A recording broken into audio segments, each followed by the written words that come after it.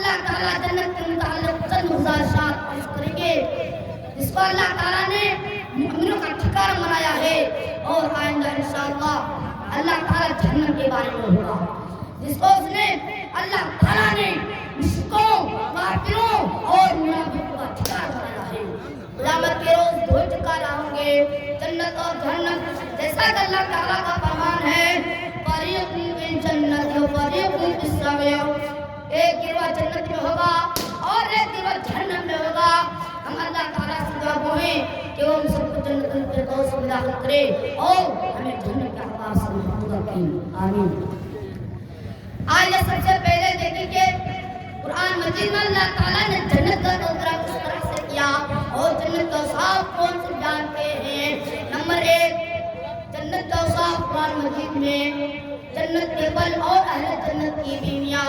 اللہ تعالیٰ کا فرمان ہے وَبَشِّرِ الَّذِينَ آمَنُوا وَعَمِلُوا الصَّالِحَاتِ أَنَّ لَهُمْ جَنَّاتٍ تَجْرِي مِن تَحْتِهَا الْأَنْهَارُ كُلَّمَا رُزِقُوا مِنْهَا مِن ثَمَرَةٍ رِزْقًا قَالُوا هَذَا الَّذِي رُزِقْنَا مِن قَبْلُ وَأُتُوا بِهِ مُتَشَابِهًا وَلَهُمْ فِيهَا أَزْوَاجٌ مُطَهَّرَةٌ هُمْ فِيهَا خَالِدُونَ۔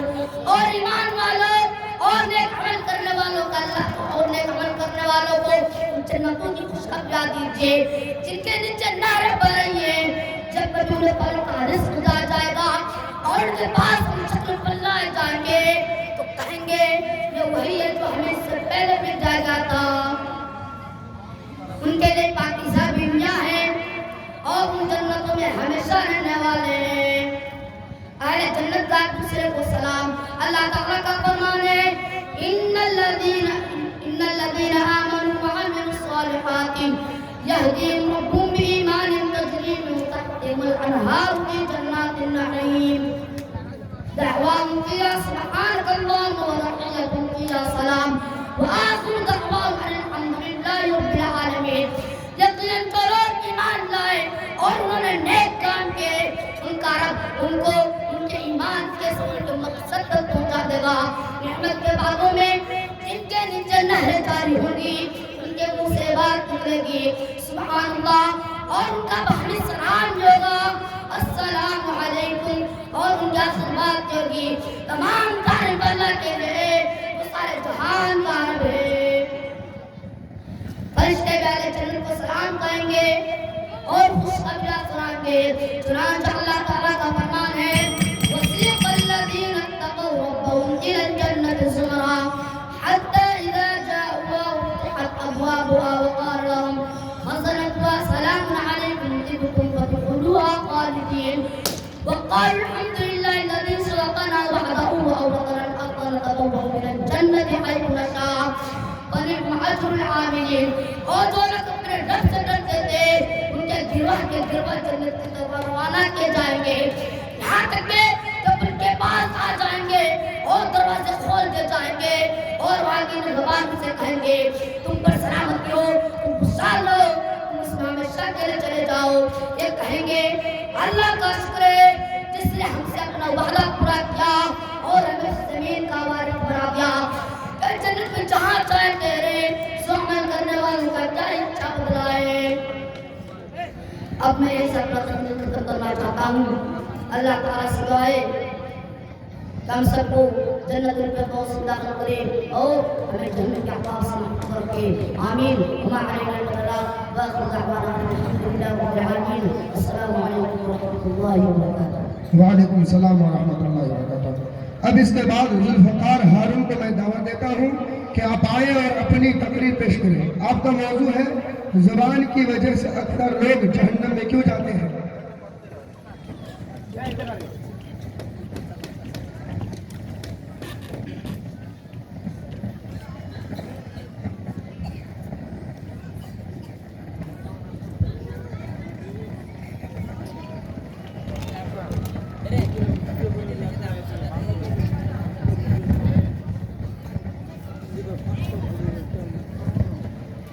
السلام علیکم ورحمۃ اللہ وبرکاتہ۔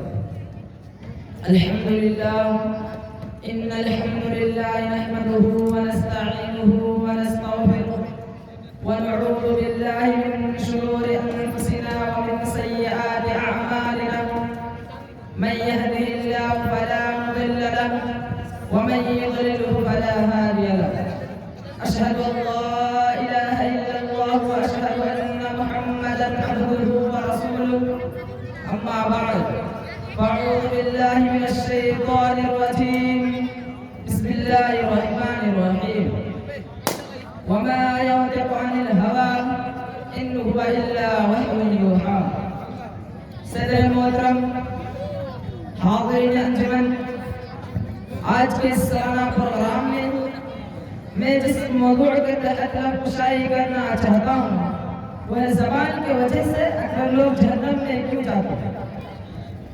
محترم حضرات، اللہ تعالیٰ کا فرمان ہے اے نوجوانوں تم مجھے دو چیزوں کی ضمانت دو میں تمہیں جنت کی ضمانت دیتا ہوں۔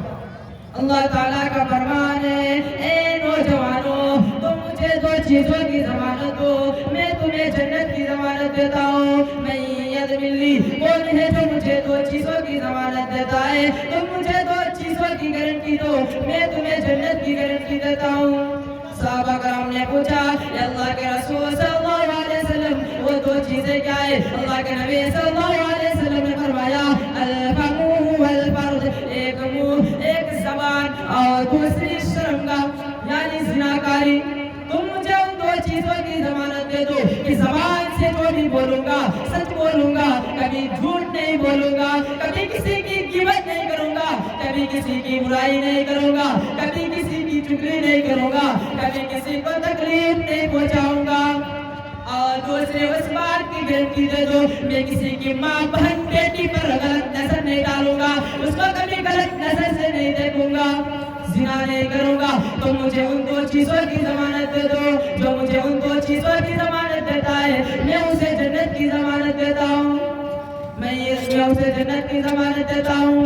صحابہ کرام نے پوچھا اللہ کے رسول صلی اللہ علیہ وسلم صحابہ کرام نے پوچھا اللہ کے رسول صلی اللہ علیہ وسلم میں کسی کی ماں بہن بیٹی پر غلط نظر نہیں ڈالوں گا، اس کو کبھی غلط نظر سے نہیں دیکھوں گا، زنا نہیں کروں گا، تو مجھے ان دو چیزوں کی ضمانت دے دو، جو مجھے ان دو چیزوں کی ضمانت دیتا ہے میں اسے جنت کی ضمانت دیتا ہوں۔ یعنی وہ میرے ساتھ جنت کے اندر جائے گا، یعنی وہ میرے ساتھ جنت کے اندر جائے گا۔ زبان کی وجہ سے اکثر لوگ جہنم میں جاتے ہیں اور دوسری شرمگاہ کی وجہ سے جہنم کا شکار ہوتے ہیں۔ تو میرے ساتھیوں اللہ کے رسول صلی اللہ علیہ وسلم بہت کم بولا کرتے تھے اور کم بولنے کا حکم بھی دیا کرتے تھے کہ لوگوں کے ضرورت کے تحت بس بولو، زیادہ مت بولو۔ وہ بھاشدہ مستقبل کی باتیں بتائیں گے، اس میں کوئی شک نہیں کہ اللہ کے نبی صلی اللہ علیہ وسلم بھوشیہ بہت سی باتیں بتائی، مستقبل کی بہت سی باتیں بتائی۔ یہ بات ٹھیک ہی نہیں؟ دیکھیے اللہ کے نبی صلی اللہ علیہ وسلم بھوشیہ بہت سی باتیں بتائی، مستقبل کی بہت سی باتیں بتائی۔ قرب قیامت ایسا ہوگا ایسا ہوگا ایسا ہوگا، لیکن آپ نے اپنے طرف سے کچھ نہیں بتایا۔ وَمَا يَنطِقُ عَنِ الْهَوَىٰ إِنْ هُوَ إِلَّا وَحْيٌ يُوحَىٰ، میرے نبی اپنے طرف سے کچھ نہیں بولتے، جو کچھ بھی بولتے ہیں اللہ رب العالمین کی طرف سے وحی آ جانے کے بعد، لیکن مستقبل کی باتیں بتائی، یہ بات تھی کہ نہیں؟ دیکھیے اللہ کے نبی صلی اللہ علیہ وسلم یہ بات تھی کہ نہیں؟ دیکھیے اللہ کے نبی صلی اللہ علیہ وسلم بہت کم بولا کرتے تھے نساء کاسیات عاریات ممیلات ومائلات۔ ایک ایسا زمانہ آ جائے گا، ایک ایسا زمانہ آ جائے گا کہ تم دیکھو گے لوگوں کو، تم دیکھو گے عورتوں کو، تم دیکھو گے لیڈیزوں کو، تم دیکھو گے خواتین عورتوں کو۔ کاسیات دیکھنے میں تو کپڑے پہنے ہوئے دکھائی دے گی، بظاہر تو کے جسم پر کپڑا ہوگا، لیکن حقیقت میں وہ برانا ہوگی، حقیقت میں وہ ننگی ہوگی۔ آگے میں اللہ رب العالمین سے دعا کرتا ہوں کہ ہم سب مسلمان بھائیوں کو زبان کی صحیح سے استعمال کرنے کی توفیق عطا فرمائے۔ آمین وآخر دعوانا الحمدللہ رب العالمین۔ اب اس کے بعد اظہر الدین عبدالخبیر کو میں دعوت دیتا ہوں کہ آپ آئیں اور اپنی تقریر پیش کریں۔ آپ کا موضوع ہے فضیلت قرآن پاک۔ السلام علیکم ورحمۃ اللہ وبرکاتہ۔ الحمد للہ رب العالمین والصلاة والسلام على سید المرسلین وعلى آلہ